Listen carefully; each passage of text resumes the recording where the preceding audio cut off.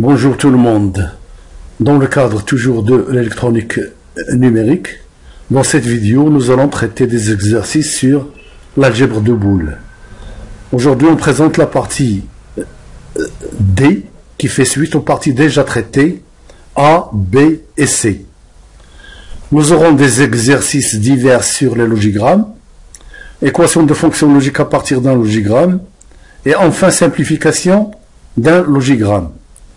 Donc on prend le premier exercice, nous avons le circuit suivant, dans lequel nous avons les entrées E0, E1, E2, E3, les variables A et B, et puis nous avons préféré présenter l'exercice avec des inverseurs. Là, vous avez la ligne A, et donc son inverse, la ligne B et son inverse, comme ça. Chaque fois qu'on a besoin d'un inverse, on va le prendre sur la ligne, au lieu de multiplier le nombre d'inverseurs.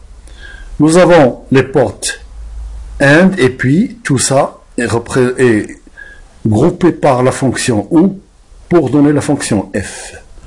Alors, voilà.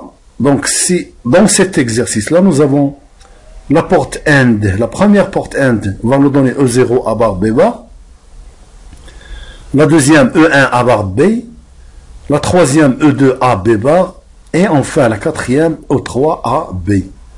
La somme de tout ça est réalisée à l'aide de la fonction F qui va finalement nous donner E0 à barre B bar ou E1 à barre B ou E2 à B bar et enfin ou E3 à B. L'exercice suivant fait l'objet de la même question, c'est-à-dire on cherche à identifier la fonction Y et Z. Donc le principe maintenant il est connu. J'ai juste à faire la remarque suivante, c'est que par exemple à l'entrée de cette porte-là, voilà, c'est une entrée inversée. Ça veut dire que si en ce point-là j'ai X, eh bien ce qui entre c'est X bar, c'est inversé. La même chose pour cette porte-là. Donc, tout calcul fait, comparez vos résultats avec ce qu'il y a là, ça veut dire que Y est égal à A bar ou exclusif, B ou exclusif c'est le tout bar, ensuite Z égale E exclusif D le tout bar ou exclusif A B bar C bar. Maintenant, on vous donne un circuit à partir duquel on a tiré l'équation de sortie G et on vous demande de le simplifier. Alors, supposons que nous n'avons pas cette fonction de sortie, il fallait la déterminer. Et une fois qu'on a cette fonction de sortie, eh bien, il faut établir la table de Carnot à partir de cette équation.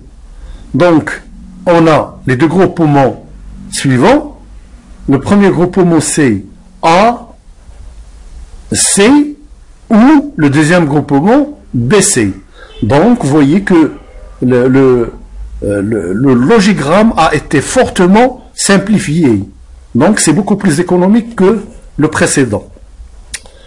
Merci pour votre attention. Si vous avez besoin d'une copie en PDF de ce travail-là, vous pouvez la trouver sur le lien suivant.